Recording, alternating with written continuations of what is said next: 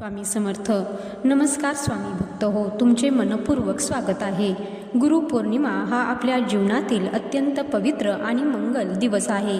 हा दिवस आपल्या गुरुप्रती कृतज्ञता व्यक्त करण्याचा, त्यांचे स्मरण करण्याचा आणि त्यांच्या कृपेचा अनुभव घेण्याचा दिवस आहे. अनेक स्वामी भक्त आणि दत्तभक्त या दिवशी श्री गुरुचरित्र पारायण करण्याचा संकल्प करतात. पण प्रत्येक वर्षी काही प्रश्न वारंवार विचारले जातात. पारायण नेमके कधी सुरू करावे? एका पारायणासाठी योग्य तारीख कोणती? 3 पारायणे करायची असतील तर त्याची सुरुवात कधी करावी? तसेच काही कारणांमुळे गुरुपौर्णिमेच्या दिवशी सांगता करता आली नाही तर काय करावे? आजच्या या व्हिडिओमध्ये आपण या सर्व प्रश्नांची सोप्या भाषेत आणि क्रमाने उत्तरे जाणून घेणार आहोत.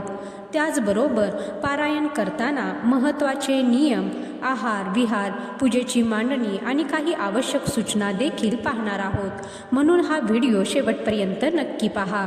कदाचित यातील एखादी माहिती तुमचे पारायण अधिक श्रद्धापूर्वक आणि निर्विघ्नपणे पूर्ण होण्यास मदत करेल.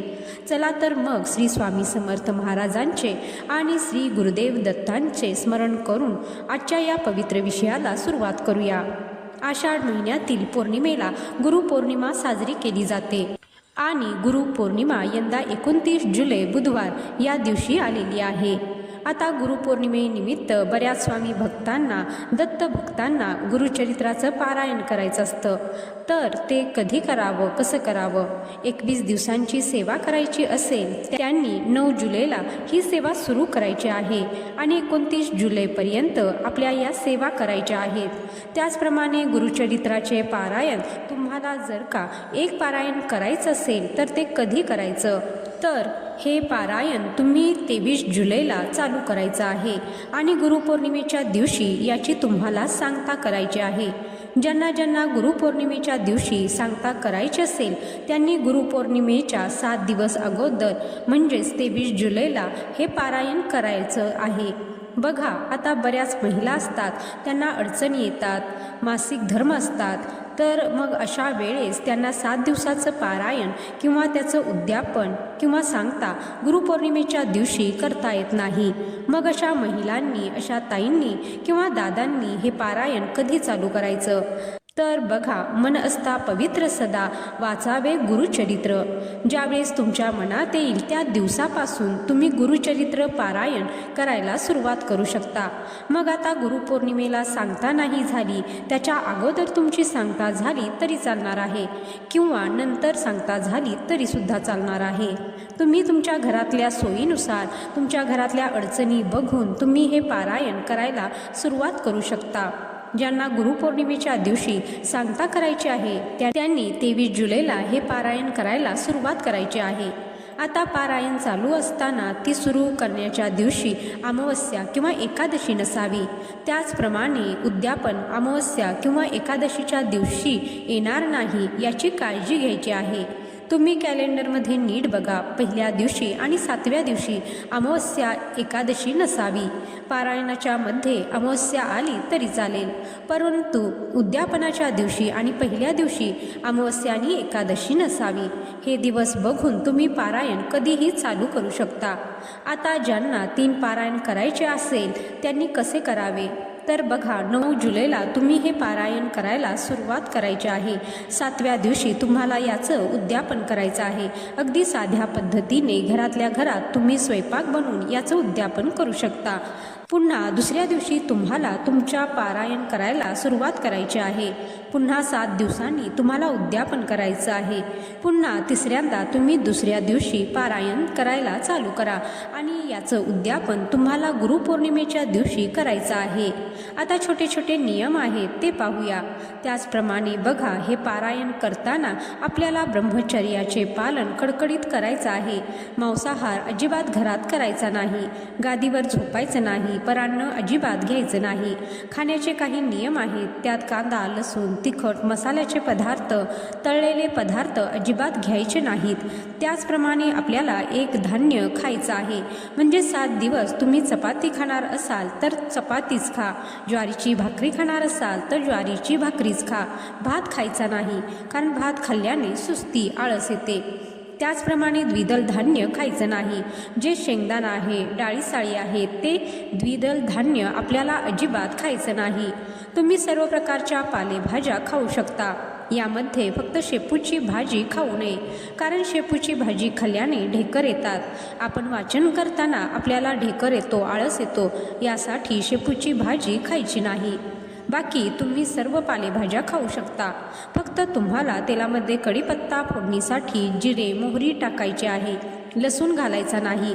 तिखट मसाल्याचे पदार्थ घालायचे नाही. लाल चटणी हळद टाकून तुम्ही साधे मीठ मिरचीची भाजी करून खाऊ शकता. त्याचप्रमाणे फक्त भात का खायचा नाही की त्याच्याने आळस येतो आपल्याला, म्हणून भात खायचा नाही. द्विदल धान्य खाल्ल्याने ॲसिडिटी होते. आपल्याला 7 दिवस पारायण करायचं आहे, जागरण करायचं आहे. आपण वाचन करत असतो तर झोप होत नाही. यासाठी आपल्याला ॲसिडिटी होणारे पदार्थ खायचे नाहीत. आता या 7 दिवसात जर का तुमचा उपवास आला तर मग खिचडी खायची नाही का? तर तुम्ही साबुदाण्याची खिचडी नक्कीच खाऊ शकता. त्या दिवशी तुम्ही खिचडीमध्ये शेंगदाणे टाकू शकता. सर्व प्रकारची फळे तुम्ही आणून खाऊ शकता. त्याचप्रमाणे बऱ्याच जणांना प्रश्न असतो, आम्ही चहा घेऊ का, कॉफी घेऊ का, बेकरीचे बिस्किट खारी टोस्ट खाऊ का? तर बघा, शक्य झाल्यास तुम्ही या 7 दिवसात बाहेरचे पदार्थ कुठलेच खाऊ नका. कारण बाहेर जे पदार्थ असतात ते सात्विक असतात का, शुद्ध मनाने केलेले आहेत का, विचार चांगले आहेत का, अडचणी किंवा मासिक धर्म पाळून या गोष्टी केलेल्या आहेत का? कारण आपण एवढी सेवा करत असतो, आपण एवढे नियम पाळत असतो, पण जर का छोटे छोटे नियम आपण पाळले नाही तर बघा, आपण जी सेवा करणार आहोत त्याचं फळ आपल्याला भेटणार आहे का? 7च दिवसांचा प्रश्न असतो. 7 दिवस असे होऊन जातात. त्यामुळे आपण आपल्या घरात होईल तेवढं घरातलं अन्न खायचं आहे, पण परान्न कडकडीत वर्ज्य करायचं आहे. बाहेर कुठेही जेवायचं नाही. ज्या ठिकाणी मासिक धर्म किंवा इतर गोष्टी असतील त्या ठिकाणी जायचं नाही. घरात तुम्हाला दोन्ही वेळेला गोमूत्र किंवा गंगाजल पाणी शिंपडायचं आहे. सेवेला सुरुवात करण्याअगोदर घर स्वच्छ करून घ्या. तुमच्या घरात जास्त महिला असतील तर मासिक धर्म अगोदर बघून घ्या, त्यानंतरच सेवेला सुरुवात करा. चुकून जर का सुतक आलं तर सेवा तुम्हाला करता येणार नाही.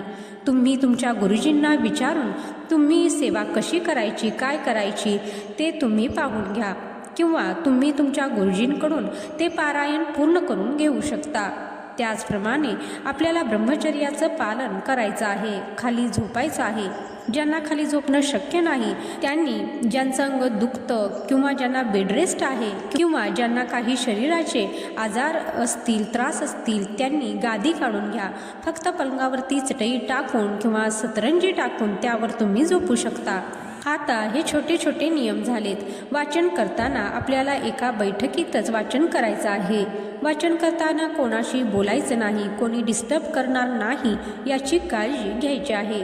वाचायला बसताना स्वतःलाही आसन घ्यायचं आहे. आपण गुरुचरित्राचं वाचन सकाळी 4 वाजेपासून ते दुपारी 4 वाजेपर्यंत करू शकतो. 4 नंतर आपल्याला वाचन करायचं नसतं. त्यानंतर दुपारी 12 ते 12:30 या वेळेत चुकूनही वाचन करू नये. 12च्या आत तुमचं वाचन पूर्ण होईल या हिशोबाने तुम्ही वाचनाला बसू शकता, किंवा तुम्ही 12:30 नंतर वाचन करायला बसू शकता. कारण 12 ते 12:30 हा दत्तगुरूंच्या भिक्षेची वेळ असते. यात कुठलीही स्वामी सेवा किंवा दत्तसेवा आपल्याला करायची नाही. त्याचप्रमाणे शक्यतो ब्रह्ममुहूर्तावर तुम्हाला वाचन करण्याचा प्रयत्न करायचा आहे. कारण या काळात संपूर्ण शांतता असते, वातावरण शुद्ध असतं, सात्विक असतं, पॉझिटिव्ह एनर्जी जास्त प्रमाणात असते. त्यामुळे ब्रह्ममुहूर्तावर शक्य झाल्यास तुम्ही हे पारण करण्याचा प्रयत्न करा. पहिल्या दिवशी आपल्याला पूजेची मांडणी करायची आहे आणि ही पूजेची मांडणी 7 दिवस तशीच ठेवायची आहे.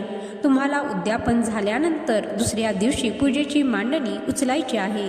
त्याचप्रमाणे पूजेची मांडणी करताना ती अशा पद्धतीने करा की ती पूजा कोणी हलवणार नाही, की धक्का लागणार नाही, की लहान मुलं जाऊन तिथं हलवा हलवी करणार नाहीत, किंवा देवपूजा करताना आपल्याला अडचण होणार नाही.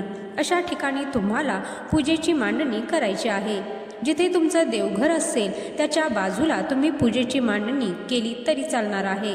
कारण पूजेची मांडणी पहिल्या दिवशी केल्यानंतर ती 7 दिवस हलवायची नसते. त्याचप्रमाणे आपण जो ग्रंथ पूजेच्या मांडणीच्या समोर पाटावर ठेवणार आहोत तो ग्रंथ देखील आपल्याला 7 दिवस हलवायचा नसतो किंवा उचलायचा नसतो. वाचन झाल्यावर ग्रंथ रोज आपल्याला झाकून ठेवायचा आहे. ग्रंथ कधीही उघडा ठेवायचा नाही. त्याचप्रमाणे रोज आपल्याला ग्रंथाची पूजा करायची आहे. तुम्ही वाचनाला सुरुवात करण्याच्या अगोदर ग्रंथाला अष्टगंध, अक्षता, फूल अर्पण करून तुम्हाला पूजा करायची आहे आणि मग तुम्ही वाचनाला सुरुवात करायची आहे. त्याचप्रमाणे वाचन झाल्यावर आपल्याला नैवेद्य दाखवून आरती करायची आहे.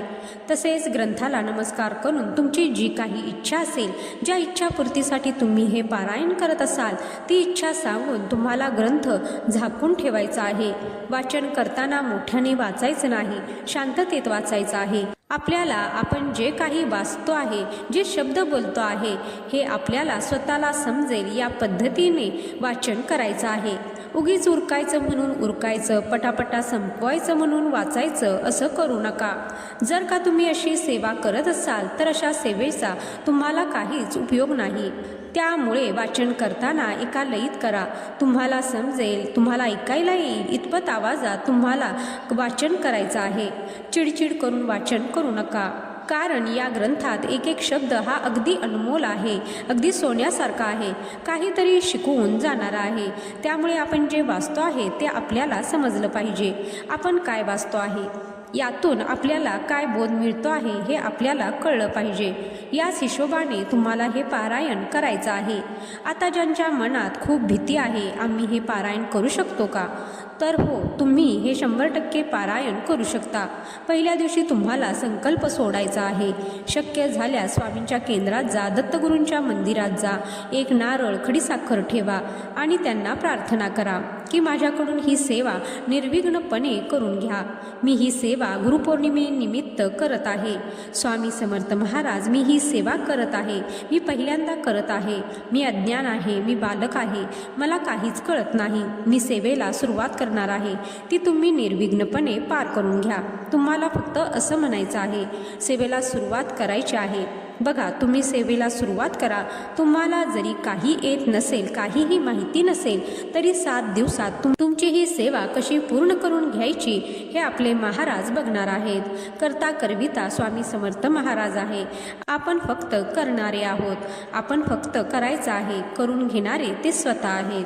बघा, ज्यांच्याकडून सेवा करून घ्यायची आहे त्यांच्याकडून ते 100% ही सेवा करून घेतात आणि ह्या सेवेचं फळ अतिशय प्रभावी आहे. भरपूर जणांना ह्या सेवेचे अनुभव आलेले आहेत. भरपूर जणांच्या अडचणी दूर झालेल्या आहेत. ज्यांना मुलबाळ होत नाही त्यांना मुलं झालेली आहेत. ज्यांच्या नोकरीच्या समस्या असेल त्यांना नोकरी देखील लागलेली आहे. फक्त सेवा करताना तुम्ही मनापासून करा, श्रद्धेने करा, विश्वास ठेवून करा. चुका प्रत्येकाकडून होत असतात. काही ना काही चुका होतात. जर चूक झाली तर आपण क्षमा प्रार्थना मागायची आणि आपली सेवा ही कंटिन्यू करायची आहे. आता पूजा मांडणी केल्यानंतर तुम्हाला जर का अखंड दिवा प्रज्वलित करायचा असेल तर तुम्ही अखंडित प्रज्वलित करू शकता किंवा सकाळ संध्याकाळ दिवा प्रज्वलित करा. ज्या वेळेस तुम्ही सेवा करणार आहात त्यावेळेस तुम्ही दिवा प्रज्वलित करू शकता. आता रोज तुम्हाला आधीचं निर्माल्य काढून टाकायचं आहे. रोज तुम्हाला पूजेला हळदी, कुंकू, अक्षता अर्पण करायच्या आहेत. स्वामींची मूर्ती ठेवली असेल तर तुम्ही स्वामींच्या मूर्तीवर रोज पाण्याने अभिषेक देखील करू शकता. ज्यांना शक्य असेल त्यांनी नक्कीच करावा. त्याचप्रमाणे शेवटच्या दिवशी जी सुकलेली पानं असतात ती पानं तुम्ही काढून टाका. नवीन विड्याची पानं ठेवा. दत्ताची मूर्ती असेल, स्वामींची मूर्ती असेल, उद्यापनाच्या दिवशी देखील त्यांना अभिषेक घालायचा आहे. जुनं निर्माल्य सर्व साफ करायचं. फडक्यावर जी धूळ आहे, कचरा असेल, तुम्ही एका कापडाने तो साफ करून घ्या. रोज नवी रांगोळी तुम्ही काढू शकता. या सेवा तुम्हाला रोजच्या रोज करायच्या आहेत. रोज तुम्हाला आरती करायची आहे. शक्य झाल्यास सकाळ संध्याकाळ दोन्ही वेळेला आरती करा. रोज तुम्ही घरात तुमच्यासाठी जो स्वयंपाक करणार आहात त्याचाच नैवेद्य तुम्ही दाखवला तरी चालेल. ज्या दिवशी नैवेद्य दाखवण्यासाठी काही नसेल त्या दिवशी दूध साखर दाखवा, फळांचा नैवेद्य दाखवा. बघा, नैवेद्य दाखवताना आपण जो स्वयंपाक आपल्या खाण्यासाठी करतो त्यातील नैवेद्य तुम्ही अगोदर देवाला दाखवा आणि तोच नैवेद्य तुमच्या जेवणासाठी घेऊ शकता. रोज पूजा करताना तुम्हाला एका वाटीत खडीसाखर, ड्रायफ्रूट, एखादं फळ, दूध, साखर काही का असेना एका वाटीत नैवेद्य दाखवायचा आहे. तुम्हाला नैवेद्य दाखवताना त्यामध्ये एक तुळशीचं पान आवर्जून ठेवायचं आहे. जेवढे पदार्थ असतील त्यावर तुळशीचं पान तुम्हाला अवश्य ठेवायचं आहे. आता हे पारायण करताना आषाढी एकादशी सुद्धा येणार आहे. मग त्या दिवशी तुम्ही तुमच्या उपवासाच्या पदार्थाचा किंवा फळांचा नैवेद्य दाखवला तरी चालणार आहे आणि तोच नैवेद्य तुम्ही खाल्ला तरी सुद्धा चालणार आहे. या व्यतिरिक्त जर काही तुमचे प्रश्न असतील तर कमेंट बॉक्समध्ये नक्की विचारा. त्याचे उत्तर मी नक्की तुम्हाला देण्याचा प्रयत्न करेन. काही शंका असतील, व्हिडिओ हवे असतील तर कमेंट बॉक्समध्ये तुम्ही सांगू शकता. त्या टॉपिकवर व्हिडिओ नक्कीच आपण बनवण्याचा प्रयत्न करू. तसेच आपल्या चॅनलवर गुरुचरित्र पारायण कसे करावे याचा पूर्ण व्हिडिओ आहे. कोणतीही भीती न बाळगता सोप्या पद्धतीने गुरुचरित्र पारायण करण्याची पद्धत त्यामध्ये सांगितली आहे. तर तो तुम्ही जरूर एकदा ऐकावा. त्याची लिंक मी डिस्क्रिप्शन बॉक्समध्ये देईन. कमेंट बॉक्समध्ये श्री गुरुदेव दत्त, जय श्री स्वामी समर्थ लिहायला विसरू नका. व्हिडिओ शेवटपर्यंत पाहिल्याबद्दल धन्यवाद. जय श्री स्वामी समर्थ, जय श्री गुरुदेव दत्त.